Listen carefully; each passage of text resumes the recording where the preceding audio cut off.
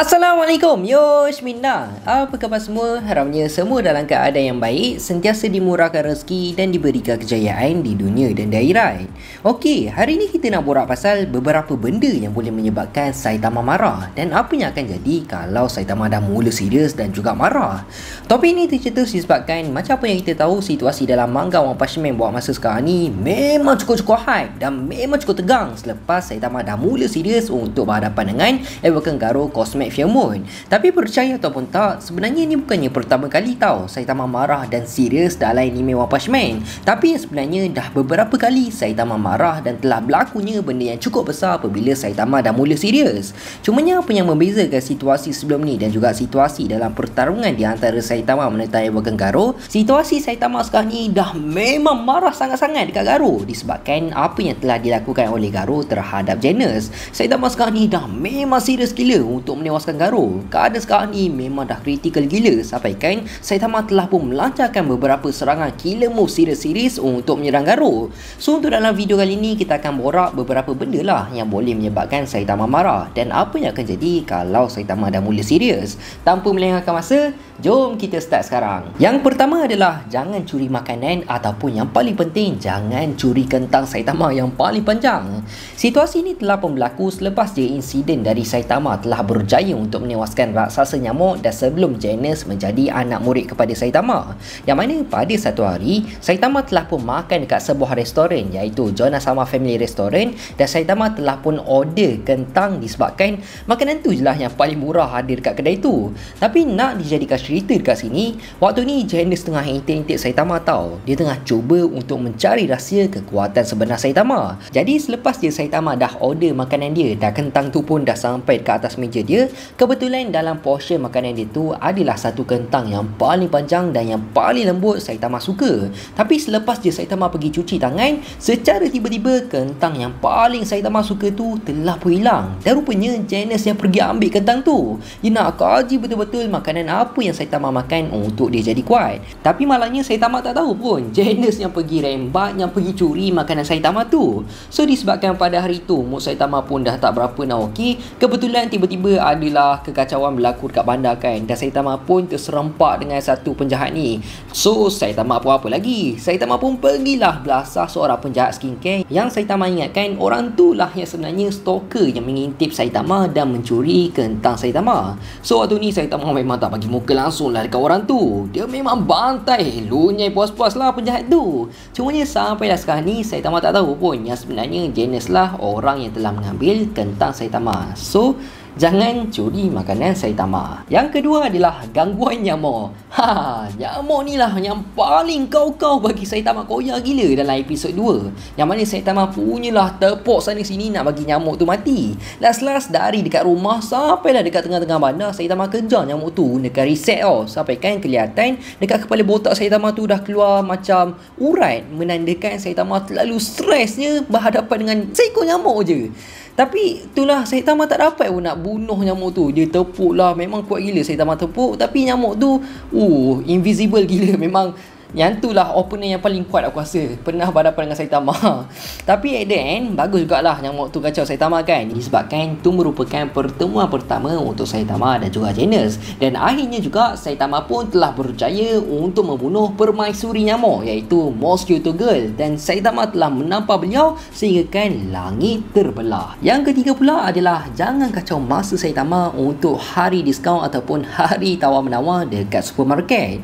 Benda ni kita dapat tengok waktu dalam episod 3 yang mana pada waktu tu Genos dan juga Saitama telah pun menyerang markas House of Evolution dan Saitama telah berhadapan dengan Carnage Kabuto yang merupakan raksasa terkuat pernah dicipta oleh Dr. Genos. So pada awalnya untuk dalam pertarungan tersebut kita ingatkan Carnage Kabuto ni macam overpower Saitama lah. Dia dapat membantai Saitama kan, dan Saitama seakan tak ada peluang langsung untuk menewaskan Carnage Kabuto. Tapi yang sebenarnya rupanya Saitama tak risaukan langsung pun pasal ancaman Carnage Kabuto yang dikatakan dia akan mengganas selama seminggu tanpa henti. Tapi rupanya yang sebaliknya. Apa yang Saitama lagi risaukan adalah sebenarnya dia terlupa yang hari ini adalah hari Sabtu yang merupakan hari diskaun dekat supermarket. So lepas je Saitama dah ingat balik yang rupanya hari ini adalah hari Sabtu, Saitama pun tak tunggu apalah. Saitama pun terus menewaskan Ganesh Kabuto dengan hanya satu tumbukan je. Dan Saitama waktu ni memang frust gila lah disebabkan dia ingat dia dah terlepas untuk pergi ke supermarket. Yang keempat adalah jangan kacau tempat tinggal ataupun bandar yang Saitama tinggal. Macam apa yang kita tahu, Saitama telah pun tinggal dekat Bandar Z yang dikatakan Bandar Z merupakan ghost town disebabkan dah ramai orang tinggalkan bandar tersebut sebabnya terlalu banyak sangat monster telah pun muncul kat sana. Dan Bandar Z juga merupakan terletaknya markas untuk Monster Association kat bawah tanah. So tak ramailah orang yang berani untuk tinggal kat sana kecuali Saitama seorang je yang masih lagi tinggal kat sana disebabkan kalau Saitama duduk dekat Bandar Z, Saitama tak perlu pun untuk bayar sewa rumah. Punyalah nak berjimat dia ni sampai kan sanggup duduk dekat satu bandar yang dah tak ada orang dah pun. So kalau ikutkan ada beberapa kejadian yang pernah buat Saitama marah yang berkaitan dengan tempat tinggal beliau. Yang pertama adalah sewaktu insiden meteor nak terhempas betul-betul dekat Bandar Z dan Saitama telah pun menghancurkan meteor tersebut dengan hanya satu tumbukan je. Cumanya efek daripada tumbukan Saitama yang menghancurkan meteor tersebut telah menyebabkan berlakunya kerosakan yang cukup besar terhadap Bandar Z. Dan satu lagi disebabkan markas Monster Association yang berada betul-betul dekat bawah Bandar Z. Jadi disebabkan ada kekacauan ataupun gangguan dari markas Monster Association hasil daripada pertarungan yang sedang berlaku dekat bawah tanah, jadi Saitama pun tak duduk diam lah kan. Dia terus je suit up untuk pergi periksa apa sebenarnya yang ada dekat bawah tanah Bandar Z. Dan akhirnya Saitama dengan mudah je telah menewaskan King Orochi yang dikatakan monster yang terkuat dari Monster Association. Yang kelima adalah jangan pernah sesekali menghina ataupun merendahkan pekerjaan sebagai seorang hero dekat depan Saitama. Secara jujur, percaya ataupun tak, benda ni memang sensitif gila untuk Saitama. Saitama memang tak boleh nak runding langsung kalau ada sesiapa yang memandang rendah akan pekerjaan sebagai seorang hero. Saitama memang tak akan bagi muka langsung lah dekat sesiapa yang merendah-rendahkan kehebatan sebagai seorang hero. Tak kisahlah hero tu lemah ataupun kuat, tapi tak ada sesiapa pun yang ada hak untuk menghina ataupun mempersendakan semangat orang lain. Sebagai contoh, kita dapat tengok dalam episod 19 season 2 sewaktu Saitama sedang menyamar sebagai Charangko dan telah menyertai tournament Super Fight dan telah bertarung dengan Suryo yang merupakan seorang martial art yang cukup hebat.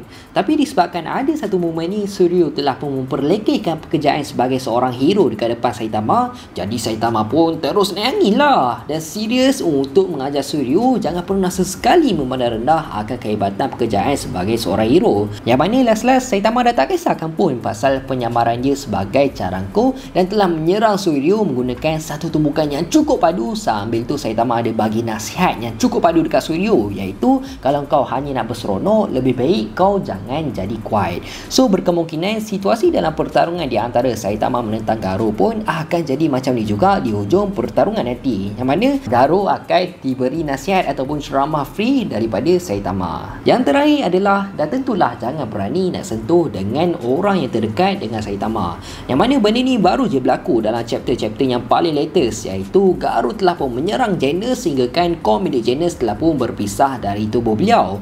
Momen ni memang cukup besar lah untuk Saitama. Lagi-lagi Janus merupakan anak murid kesayangan Saitama, so disebabkan apa yang telah dilakukan oleh Garo pun Saitama apa lagi kan. Daripada pada awalnya Saitama hanya main-main je untuk berhadapan dengan Garo, terus je berubah menjadi mimpi ngeri untuk Garo, yang mana Saitama memang dah tak bagi muka langsung dekat Garo dan Saitama memang serius untuk belasah Garo. Sampai kan impak hasil daripada pertarungan di antara Saitama menentang Garo sehingga telah menyebabkan berlakunya kehancuran yang cukup besar terhadap bintang-bintang dan juga planet. So secara overall bagi pendapat aku, part ni memang jangan pernah buat langsung kalau berhadapan dengan Saitama.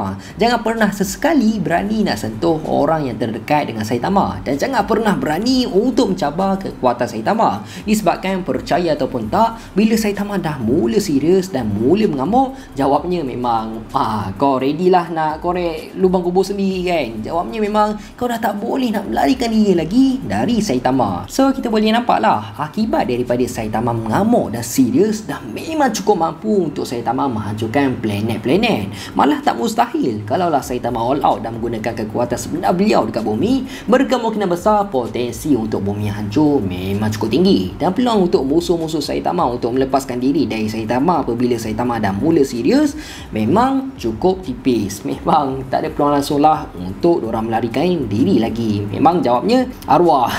Jadi aku rasa sampai sini je lah kot video kita untuk kali ni. Aku harap korang semua enjoy dan penyampaian aku jelas. Aku nak minta maaf sangat kalau aku ada buat salah, tersilap cakap, terkasar bahasa. Aku nak minta maaf sangat. Aku hanya manusia biasa, tak lari daripada kesilapan. InsyaAllah kita jumpa dalam next video. Assalamualaikum, bye bye.